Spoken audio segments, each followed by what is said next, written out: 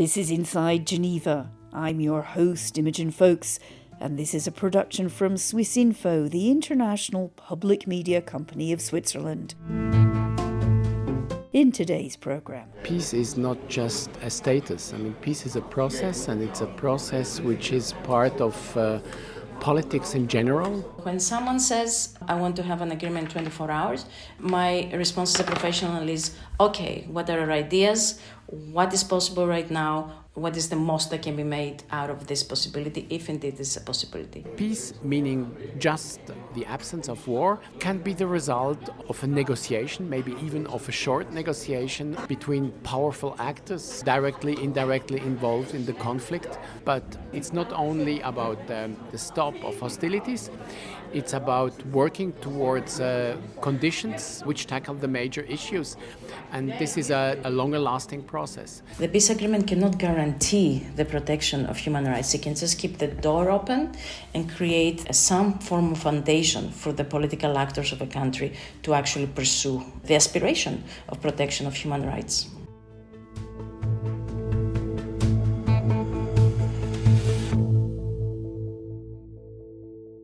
hello and welcome again to Inside Geneva. I'm Imogen Folks, and in today's programme we're going to take a look at a very topical subject: peace deals, how to create them and how to sustain them. Is peace simply the end of fighting, or is it more than that? Why do peace agreements fail? Would a fair peace deal in Ukraine be easy to achieve? Why has peace in the Middle East been so elusive for so long? And what about human rights? Where do they fit into peace negotiations? I should tell you the interviews in this programme were done amid rumours of a ceasefire in Gaza, but before it was officially announced. And as I record this, we are still waiting for that ceasefire to begin and for the release of the hostages. Our two guests today are experts in the field of peace, so let's hear from them. My name is Katia Papagianni, and I work for the Geneva-based Center for Humanitarian Dialogue, and we call ourselves HD for short.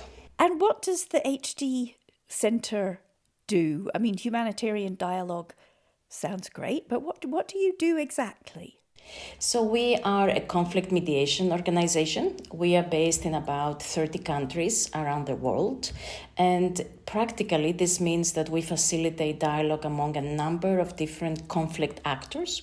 It can be at the local level among communities. It can be at national level among governments, militia, and armed groups. Or it can be at the international level among actors who are invested in resolving any conflict that we may be engaged in.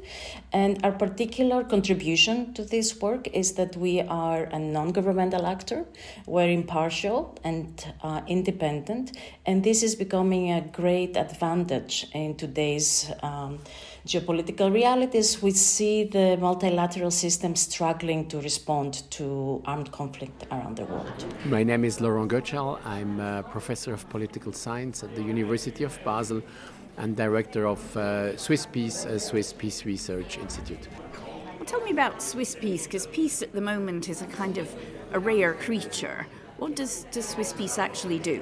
Swisspeace does research, so we do basic research on mediation, transitional justice, all kinds of themes which are relevant in the practice of peace politics and peace policy. The bulk of our work, however, is mandates, projects. We advise governments, international organizations, large non-governmental organizations on all kinds of peace-related matters. I often hear people say, why can't we just have peace? Why can't we just have peace? Do you think that many people, including politicians, misunderstand what creating the conditions for peace are? I guess there is still more to be found out about how to actually promote peace, and that's why also an institution like ours makes sense, has a reasons to exist. But on the other side, peace is not just a status. Peace is a process, and it's a process which is part of politics in general, be it within states or between states. And because it is part of politics, it is also subject to changing power relations, constellations. The hunger created by war made this tragedy. The dead and wounded were starving people. And once again, in the center of Europe, innocent women, men and children are dying of fear for their lives. During war, it's quite rare to hear people, even those fighting, insist they want to just carry on with the conflict whatever the cost. But neither often can they be brought to the peace negotiating table. As Katia Papagianni explains, the suffering and loss endured by a population at war may make it hard to accept a peace agreement with the enemy. Once people are engaged in armed conflict, once they choose the violent way of resolving differences as opposed to the peaceful way, then they have made a lot of sacrifices along the way. During wartime, properties are lost, lives are lost, territories are lost, and of course populations are displaced. People pay a very heavy price during wartime, and as a result, making the leap from war to peace is extremely complicated. So yes, everyone wants peace, but once you get to the details and the practicalities of how to get there, it becomes messy. What practicalities would you say are essential then? As you say, when countries go to war, they lose, well, particularly their civilians and their armed forces lose an awful lot. It's the million-dollar question right now with so many conflicts around the world, Imogen.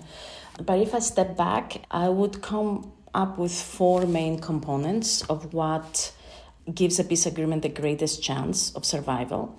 And the first is that all the important actors, those who have military and political power, have to be part of the agreement. If they're not, we run the risk that they will become what we call in our field spoilers, that sooner or later they will come back and challenge whatever it is that has been agreed. And so the first inescapable reality of peace agreements is that everyone, even those that in some quarters may be seen as really distasteful partners in peace, they have to be at the table. The second requirement is that the neighborhood, those around the conflict, have to support the agreement. And in many cases, we see that the opposite happens, that the neighborhood actually doesn't support an agreement, doesn't see themselves and their interests reflected in the agreement, and down the line may end up undermining it. The third is that we have to have some form of guarantees, and this is a word now we hear a lot also on front page news, the guarantees, security guarantees, guarantees for peace. And what does this mean? It means that essentially all those who lend the support to the agreement feel that there is some sort of mechanism that gives them confidence that the other side will not serve the conflict again, that their own security and the security of their constituencies is not going to be sacrificed, and that their interests somehow will be protected. And the fourth is some form of what we call peace dividend, meaning that the ordinary person living in any given country will see a difference between their life before the agreement and after the agreement. And there is a very important short window opening once agreements are signed to deliver this peace dividend, to make people realize that there is something different, to know that their children can go to school, that there is water that can be consumed safely, that there is food, that there is possibility to return to their homes, etc. And so, keeping Katia's four essential preconditions for peace in mind, I had a question for Laurent Goetschel of Swisspeace. Can you give me an example of a peace agreement that has worked, and maybe one which was clearly destined to fail from the beginning? Well, I mean, in terms of working, one has to say it's never absolute, but there are relative successes. A relative success is what has been achieved in Bosnia-Herzegovina. There was a lot of violence going on. If we think about Srebrenica, there were really terrible things happening during the civil war. It's a complex situation with three different ethnic groups. And there was the involvement of the international community, the UN, but also the European Union. And in the end, an agreement was found which tries to include the major relevant ethnic groups over there. Nothing is perfect. We can read a lot about many problems, particularly also socio-economic problems in this region, but there is no violent conflict going on. If I may just add another successful example, people tend to forget about it, but it's of course European integration. The European Union didn't just fall from the sky. I mean, it started as a totally open-ended process after a major war. And until today, if we think about the two former major antagonists, France and Germany, it's still working. Well, and if we think about failure, obviously the case which comes to mind is the Israel-Palestine conflict, where we did have an attempt and a moment with a lot of optimism with the Oslo agreements in 1993. But then it became clear very soon afterwards, and possibly it was already clear for the parties themselves because they had been involved in the negotiations, but we weren't, that there were actually no real serious intentions from the major parties to implement it. And if you negotiate an agreement just to move on with the same line of behavior you had before, then of course you're doomed to fail. So I think we're beginning to see that the road to peace is a challenging one, requiring commitment, compromise and inclusivity. I will prevent, and very easily, World War III, very easily. So what do our seasoned peace experts make of Donald Trump's claim that he can end the war in Ukraine in 24 hours? I will have the disastrous war between Russia and Ukraine settled. It will be settled quickly. I had expected Katia to suggest this was a fantasy, but in fact, she was more optimistic. The first thing I think of is maybe there's something there. In the mediation field, we're always saying to ourselves, we have to always be ready should an opportunity open. Even a slight opening of a door for reduction of violence or possibility of ending a conflict, we have to be ready to jump at the opportunity. So we have to have ideas up our sleeves, proposals and options. So when someone says, I want to have an agreement in 24 hours, then my response as a professional is, okay, what are our ideas? What is possible right now? What is the most that can be made out of this possibility, if indeed this is a possibility?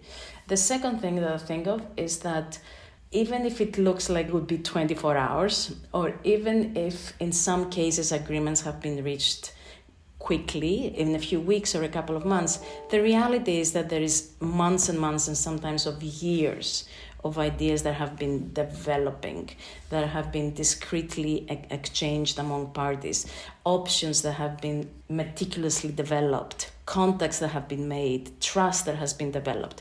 So even if conflict is continuing on the front page news, it doesn't mean that all of this work is not taking place in the background. So when someone says, I can have peace in 24 hours, then I'm thinking, what kind of work has taken place? What foundation is there? What can be built on so that something can happen quickly, if indeed there is political will to make something quickly? And my third response to it is that there better be a commitment for the long term, because agreement is almost the easy part. The difficult part is how to actually stick to supporting the parties and the people of a country to implement these difficult things and very controversial and sensitive things that they have agreed to implement. And so, sure, let's support someone who says that they want an agreement 24 hours or whatever. Let's build on whatever has been taking place in the background, discreetly, confidentially, quietly. But then let's ask the very difficult question of what is the staying power of those who are proposing a quick agreement to help parties to implement that agreement. Laurent Goetschel, though, was a little more cautious. Peace is a word, and people understand very different things when they use it. So if you use peace in the sense of it's called negative peace, meaning just the immediate absence of violence, which should not be underestimated as a value, by the way, if we think about ongoing hostilities in a war. But peace, meaning just the absence of war, can be the result of a negotiation, maybe even of a short negotiation between powerful actors, directly, indirectly involved in the conflict, and then they agree to stop the fighting. This may be also the necessary first step in certain contexts. But the way an institution like Swisspeace understands peace is in a so-called positive way. It's not only about the stop of hostilities, it's about working towards conditions which are of mutual benefits to involved parties and which tackle the major issues. And this is a longer lasting process. So this cannot be achieved just with a deal, but a deal can be part of a peace process. What's your take, though, on what some analysts have called the approach of a quick deal, say, between Russia and Ukraine, that it won't be a peace deal, it will be more like an imposed defeat? Can it sustain, or does it store up problems for the future? It depends the way it's being achieved and its substance. So if we now take the case of Ukraine, let's assume that the government in place in Kiev would be forced to recognize the new borders within its country and to definitely forego its aspirations to recover these territories, and that no proper security guarantees would be linked to it, then this might just be an intermezzo for future military conflicts, because most probably Russia would feel encouraged to restart the war in a certain moment, and the world community wouldn't really believe in a long-lasting peace. But it could also be, if we take the same situation, that there would be like a short-term freeze. This would be the first step to start a longer process of negotiations, which would include more parties and which would be part of a rethinking of the so-called European security and peace architecture. Then this might be a first step towards maybe a different solution.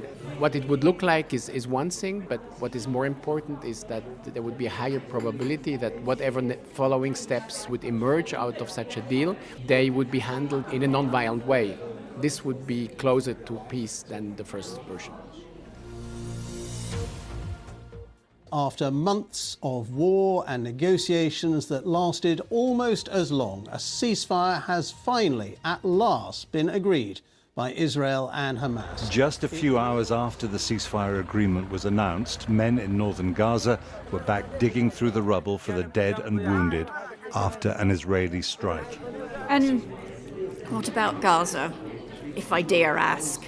Because there are certain ideas being floated that this could be, it's destroyed now, it could be redeveloped, could be good real estate, I've heard people say. Is this kind of rebuilding investment just that? Would that be a good idea? Now, the way you describe the situation in Gaza is a very materialistic hardware perspective. I think we have to think about the people. You have these 2.5 million people, and unless you transfer them to some desert in the area, they will remain there. So you have to deal with the people, and the question who is building what where is dependent on how you deal with the people. And in my view, I mean, it's not just Gaza, it's the whole context. And if we take this whole context, we have about the same amount of Palestinian inhabitants, be they Israeli or not, be they in the West Bank or in Gaza, and of Jewish Israelis. There are about 7.5 million people in each group. And if we are thinking about long-term peace perspective, they have to find a solution how to coexist in this context. So it's not about building a real estate for whoever in Gaza or not. It's about finding a solution for the people living there. Otherwise, unless there is a massive forced transfer of population, there will be no peace. listening to the government of Benjamin Netanyahu, listening also to persons not being in the government there and even further to the right, or listening to certain statements of the incoming US-American administration. I don't doubt that there are certain ideas going into this direction, but personally I'm convinced this wouldn't lead to a peaceful solution of the conflict. Something else I was beginning to learn talking to Katia and Laurent: a peace deal rarely brings everything everybody wants. All human beings are born free and equal in dignity and rights. It's very common to hear United Nations officials suggest that no peace can be sustainable without respect for human rights. Peace, like development, is built and nourished through rights. But can those rights really all be guaranteed for every group and community the moment the guns fall silent? Katia believes pragmatism and patience are needed. I think we need to look at this question, take a step back and think a bit more comprehensively what we mean by peace and what we mean by sustainable peace. Of course, respect for human rights is a very long-term goal. Societies who are exiting conflict don't have the institutions, don't have the political cultures, don't have the emotional and mental capacities to be thinking in very advanced ways and to be implementing in advanced ways like in other societies protection of human rights. However, what the agreements have to do is to keep the door open for these conversations to continue taking place, for negotiations to continue taking place, so that we can have, so to speak, a progressive realization of human rights. The most important thing that a peace agreement can do is to create the political space for these negotiations to continue, for these discussions to continue, for domestic actors to battle with each other peacefully about what they want for the country, what is their vision for the country, what do they mean for protection of human rights, and of course with the support of the international community. So building a capacity to resolve disagreements peacefully, including on human rights, is the job of the peace agreement. The peace agreement cannot guarantee the protection of human rights. It can just keep the door open and create some form of foundation for the political actors of a country to actually pursue the aspiration of protection of human rights. The day's other headlines begin in Russia, where President Vladimir Putin held his annual year-end press conference. Putin reaffirmed his commitment to continuing the war in Ukraine. Israeli Prime Minister Benjamin Netanyahu is vowing to keep up the retaliatory attacks against Hamas. But watching the news, listening to some government leaders, it's hard to feel confident that the willingness to compromise, the creativity, and above all, the patience and staying power required to negotiate a workable peace deal are really present. We need Greenland for national security purposes. People really don't even know if Denmark has any legal right to it. But if they do, they should give it up. The Panama Canal is vital to our country. It's being operated by China. China! President Donald Trump, now just back in office, has suggested he might use military force to annex Greenland or the Panama Canal. How does that fit into any kind of peaceful negotiation? Laurent Goetschel again. I think also based on the experience of his first presidency that Donald Trump says many things, many short things according to his preferred formats of communication. He gets attention, he's center stage, but the implementation usually doesn't go into a totally different direction, but isn't like a one-to-one work on what he suggested in his tweets. Basically, I mean, I would translate what he said in regard to Panama and Greenland, that he thinks these are interesting territories for the US and they have to look at it more closely. And the rest is just Trump style, yeah? But obviously it gets media resonance, yeah? If he had said, well, Greenland is getting more important in view of climate change and natural resources and the strategic importance of the Arctic, we wouldn't be talking about it right now. I mean, from the first presidency of Donald Trump, but also from what he's been saying otherwise, he has his personal style of communication and he has his affinity to cutting deals linked to his businessman past, which is marketing quite efficiently. But I don't see him in international politics as a warmonger. And the Republicans in general, they live this America First logic, and this America First logic doesn't imply that they conquer half of the world. It rather implies that they disentangle and they protect their interests, and they might be raising taxes and cut down on globalization, which is not good, but it doesn't mean a military war and conquest. We can only hope that Laurent is right, that the bark in this case is much more worrying than the actual bite. But still, there are currently, according to the International Committee of the Red Cross, over 120 conflicts raging around the world. It's hard, really, to see a promise of peace anywhere. And so, in the hope of leaving you listeners with at least a hint of optimism, I had one final question for Katia Papagianni. People are very concerned about the kind of conflicts that we're looking at right now. Russia, Ukraine, Israel, Gaza. When you look at them just with your experience, do you think that there's a possibility to end them fairly? Yes, very much so. That's why we are in this business, in this effort, of course, because we believe that there is always a possibility.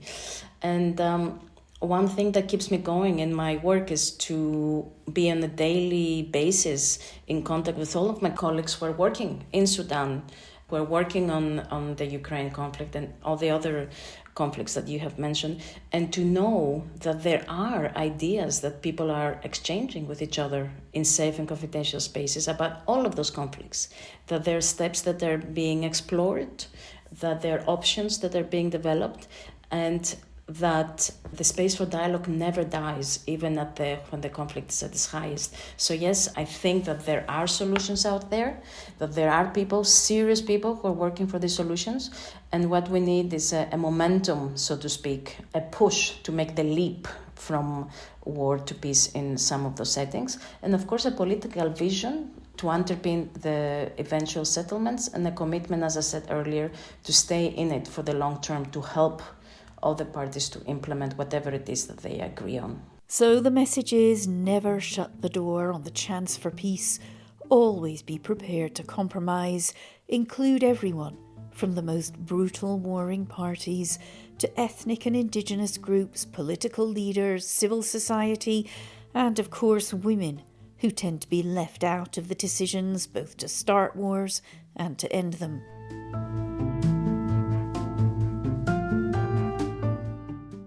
That brings us to the end of this edition of Inside Geneva. My thanks to Laurent Goetschel and to Katia Papagianni for their time and their analysis. I hope you've enjoyed this week's episode, and do join us next time on Inside Geneva.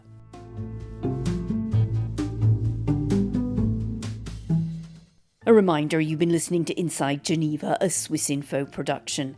You can email us on insidegeneva@swissinfo.ch and subscribe to us and review us wherever you get your podcasts. Check out our previous episodes, how the International Red Cross unites prisoners of war with their families, or why survivors of human rights violations turn to the UN in Geneva for justice. I'm Imogen Folks. Thanks again for listening.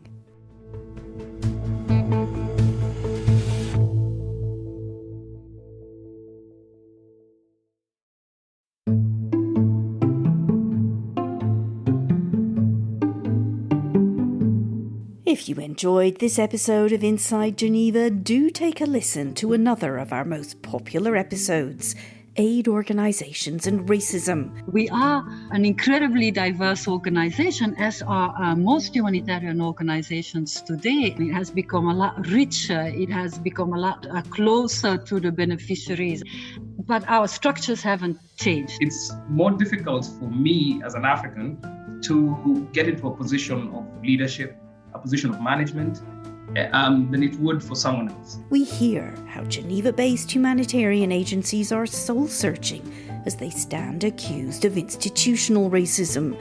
What's behind the accusations, and how are they being addressed?